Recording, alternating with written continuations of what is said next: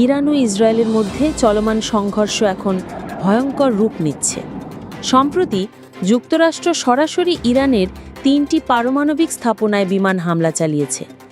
এই ঘটনায় শুধু ইসরায়েল নয়, যুক্তরাষ্ট্র এখন সরাসরি এই যুদ্ধে জড়িত হয়ে গেছে। ইরান জবাবে প্রায় 400টিরও বেশি ক্ষেপণাস্ত্র ছুড়েছে ইসরায়েলের দিকে। এর মধ্যে বেশ কয়েকটি মিসাইল সরাসরি ইসরায়েলের একটি হাসপাতাল ও আবাসিক এলাকায় আঘাত হানে।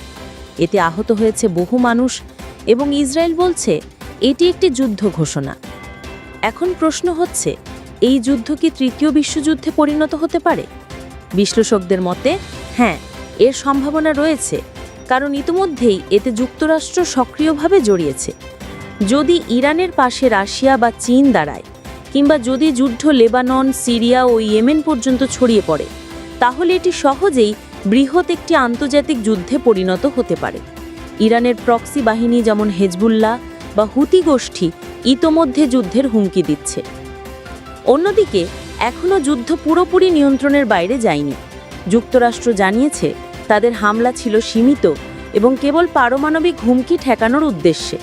ইউরোপ, জাতিসংঘ এবং অন্যান্য বিশ্বশক্তি যুদ্ধ থামাতে কূটনৈতিক উদ্যোগ নিচ্ছে।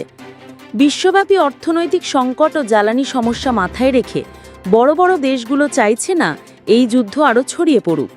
আর সবচেয়ে বড় বিষয় হলো, যে কোনো বড় যুদ্ধ পারমাণবিক সংঘর্ষের দিকে গড়ালে তা পুরো মানবজাতির জন্য মারাত্মক হতে পারে। সুতরাং বর্তমান পরিস্থিতি অত্যন্ত ভয়ানক এবং বিস্ফোরণযোগ্য হলেও এটি এখনও তৃতীয় বিশ্বযুদ্ধ হয়ে ওঠেনি। তবে যদি কূটনৈতিকভাবে সমাধান না হয় এবং প্রতিশোধ ও শক্তি প্রদর্শনের রাজনীতি চলতে থাকে, তাহলে এটি বিশ্বযুদ্ধে পরিণত হওয়ার পথেই রয়েছে। আপনার কি মনে হয়, এই যুদ্ধ কি সত্যি বিশ্বযুদ্ধ হয়ে উঠবে? নিচে কমেন্ট করে আপনার মতামত জানাতে ভুলবেন না।